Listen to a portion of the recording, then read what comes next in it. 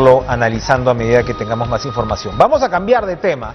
Ahora, cambiamos de tema, pero no nos vamos tanto, porque siempre el derecho constitucional y las decisiones que se toman en el Tribunal Constitucional han tenido un fuerte impacto, ¿no?, en las relaciones políticas, y de hecho se ha recurrido en más de una ocasión al Tribunal Constitucional en los últimos años para poder, por llamarlo así, dirimir, ¿no?, en la tensión entre el Ejecutivo y el Legislativo. Marianela Ledesma cumple su periodo como presidenta de este importantísimo tribunal.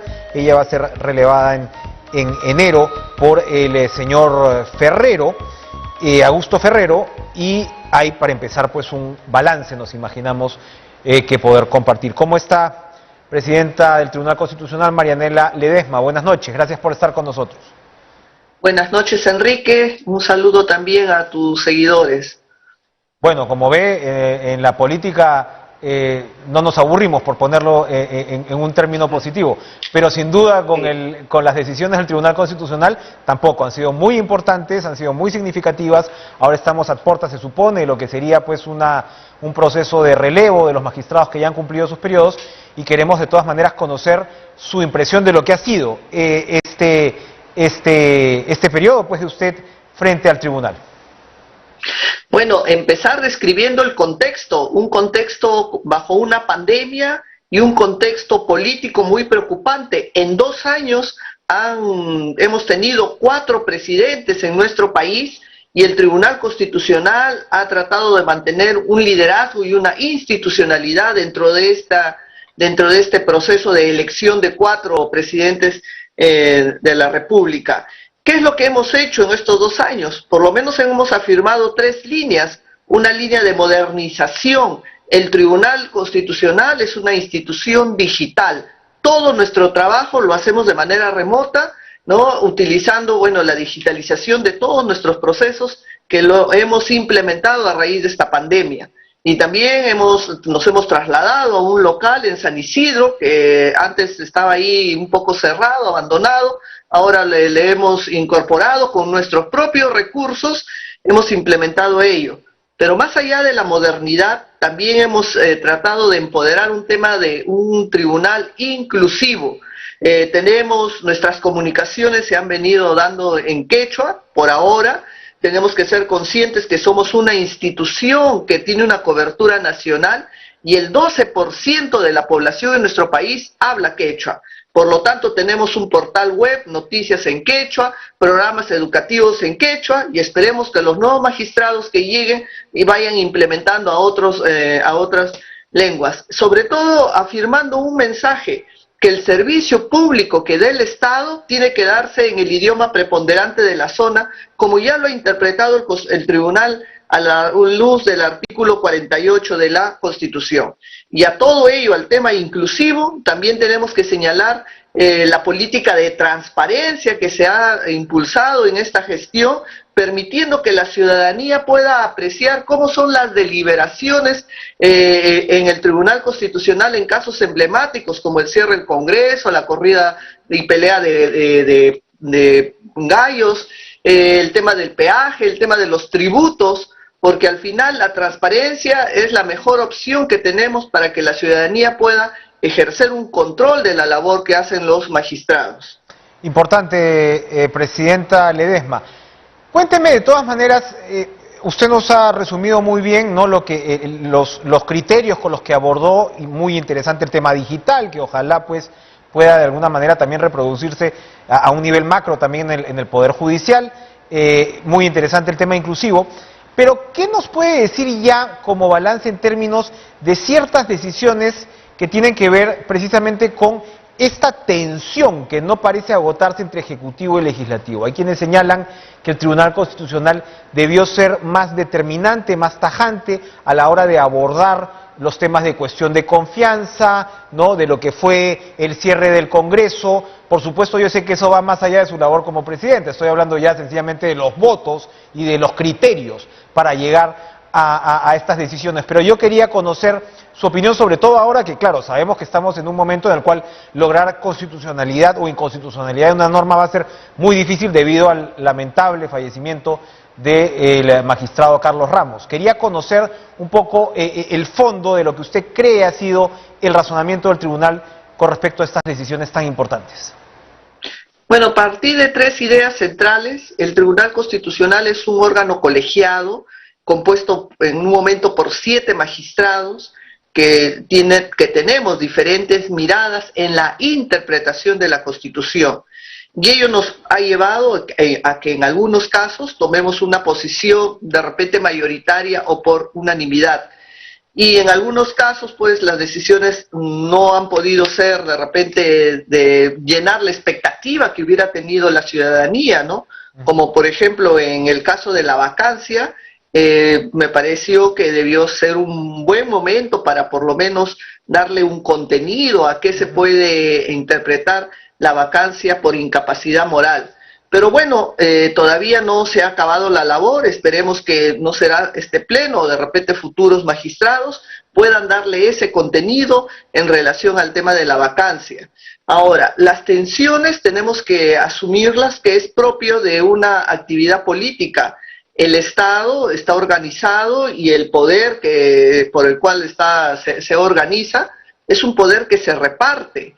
Y además no solo se reparte, sino que se ejerce bajo determinadas competencias y sobre todo manteniendo la palabra clave que es el equilibrio en el ejercicio del poder bajo una lógica de pesos y contrapesos. El problema es cuando se ejerce dentro de esos límites y cuando esos pesos y contrapesos a veces podrían, entre comillas, desbordarse. Ante ese supuesto, que es una posibilidad, fruto pues de los escenarios políticos en los que se desenvuelve un grupo social, el constituyente ha diseñado un ente llamado Tribunal Constitucional que se convierte en el gran árbitro, en el gran referee, que entra a mediar frente a estas, diríamos, cuestionamientos que se dan en el ejercicio de este poder, y por ello es que existen todos estos mecanismos del tema, diríamos, de los procesos de inconstitucionalidad o los conflictos competenciales. Bastante complicado que todos podamos mirar e interpretar de una manera unánime, pero hemos hecho el esfuerzo en muchos temas de coincidir por el bien de la institucionalidad de nuestro país. En algunos no lo hemos hecho, de repente generaríamos pues una especie de desazón, pero la idea es que hemos hecho un esfuerzo en tratar de dar por lo menos un mensaje. Hablaba usted de la digitalización, muchas veces ¿no? Se cita, ¿no?, lo que son las cargas, ¿no? Y son fabulosas, ¿no? Estamos hablando de miles de casos.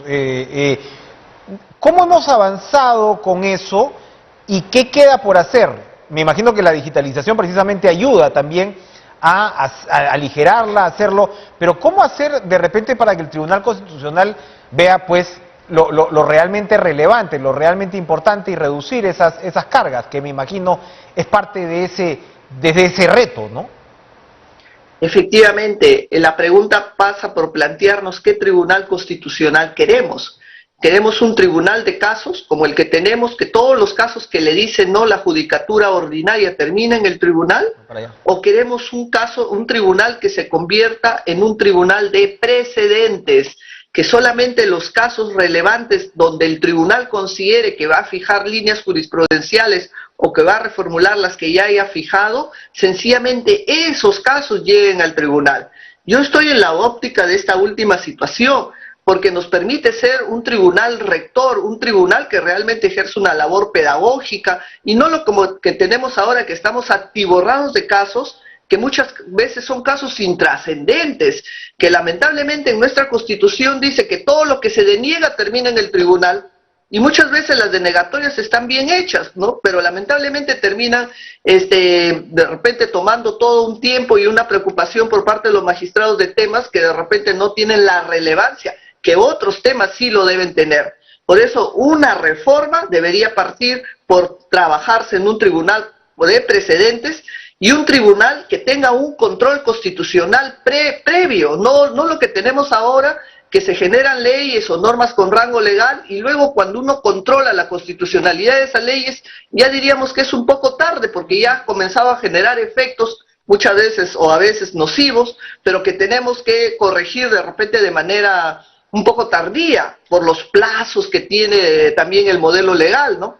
Entonces, sí implica una reforma, un modelo al estilo Chile, por decir, que es un modelo de control previo, y sobre todo teniendo en cuenta que tenemos un Congreso unicameral, donde las deliberaciones no son tan, de repente diríamos, tan intensas como si hablaríamos de una bicameralidad, ¿no?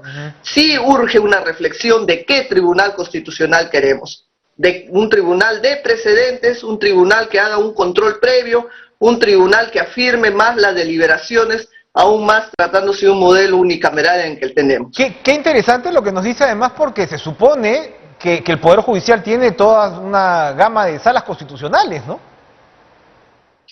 Bueno, sí, el diseño de la Corte Suprema tiene una sala civil, penal y una sala social y constitucional para el control difuso que ellos hacen, ¿no? Nosotros en el control concentrado tenemos, en este modelo de la Constitución del 93, tenemos el tribunal, bueno, pero que considero que sí urge una reforma bastante seria de la labor ya del tribunal. Claro que urge. Sí. Importante. Los casos económicos o que tienen que ver con, en fin, hay unos que tienen que ver con derechos, digamos, económicos como tal, y hay otros que tienen que ver con los intereses de grandes empresas, y ha habido también sentencias, digamos, de uno y otro lado, como usted señala, que a veces no han tenido contentos a todo el mundo. ¿Cómo evalúa usted esa línea de precedentes, para utilizar el término que acaba de usar, con respecto a lo que es la relación entre el mercado, la sociedad, el poder político? ¿Cómo cree que hemos avanzado en esa línea? Bueno, se ha tratado de constitucionalizar los derechos, diríamos, de una manera transversal, no solo en el mercado, también en temas familiares, en temas de derechos sociales, laborales. Hemos tratado de repente de afirmar la constitucionalidad en esos derechos, pero nos falta aún mucho por trabajar. Pero también es cierto que se está, diría, desnaturalizando este tema de tutela constitucional, que fue concebida como una lógica de urgencia ante situaciones que generen un tema de irreparabilidad, porque es la última opción de recurrir a este modelo. Sin embargo, lo que hemos visto, por lo menos en los temas tributarios, que el tema, y lo hablo a partir de mis votos que he tomado, por supuesto que hay otros magistrados que tienen otra lógica diferente, pero en nuestro diseño legal existen pues los procesos contenciosos administrativos, o los donde se pueda discutir toda esta lógica tributaria y todo el cuestionamiento que se quiere hacer de repente al Tribunal Fiscal o de repente a los cobros de la SUNAT, pero tenemos en la realidad que los procesos vinculados con los cobros tributarios están partidos. En la deuda, la determinación de la deuda y la liquidación de los intereses se discute en el Poder Judicial, y en el Tribunal se llega a discutir la morosidad, la demora del Tribunal Fiscal en resolver. O sea, un proceso partido en dos, donde un juez conoce una parte y el Tribunal se tiene que preocupar o presentar diciendo si es que ha sido razonable o no la demora. Bueno, esos son los votos que nos dividen, porque para algunos consideran que los procesos constitucionales son idóneos ante esta situación. En lo personal considero que acá no hay urgencia, acá no hay irreparabilidad. Si es que hay un exceso en el cobro, perfectamente se puede devolver, se puede acotar. Pero bueno, esos son los temas que nos dividen, sobre todo en el Pleno, en los temas tributarios. Claro, sumamente importantes. Para ir terminando con un caso de coyuntura y de preocupación, SUNEDU ha afirmado que iría al Tribunal Constitucional en caso se apruebe esto que se llama una contrarreforma, de regresar a una suerte de esquema de la Asamblea Nacional de Rectores. En los últimos días hemos escuchado, por supuesto, opiniones distintas, ¿no? Como defensores, hay algunos defensores de la universidad pública, como la señora rectora de San Marcos, que piensa de manera distinta, pero se habla mucho de la sentencia del Tribunal Constitucional que digamos, reconoció la constitucionalidad del régimen, ¿no?, de SUNEDU. Lo lógico sería, sin adelantar opinión, ¿no?, pero lo lógico sería para SUNEDU entonces recurrir al Tribunal Constitucional en esas circunstancias. Miren, el Tribunal Constitucional ha señalado que la educación universitaria había un estado de cosas inconstitucional, lo señaló el anterior pleno, antes del año 2014. Ajá. El Congreso sacó una ley universitaria adecuando esas exigencias del Tribunal Constitucional de aquel entonces y se reguló la SUNEDU. Luego este pleno ha validado la constitucionalidad de la SUNEDU y de toda su labor. Ahora bien, yo considero que este es un tema muy sensible y que tiene que tener una preocupación de toda la ciudadanía en general, porque lo que se ha dicho en el Tribunal Constitucional es que la educación implica un servicio público, además de ser un derecho, implica un servicio público, en el cual todos los ciudadanos deberíamos preocuparnos cómo se brinda este servicio público a través de una universidad nacional o pública, porque la educación universitaria no solo sirve para formar un profesional, sino también sirve para generar temas de investigación científica, tecnológica, que van a contribuir al desarrollo del país.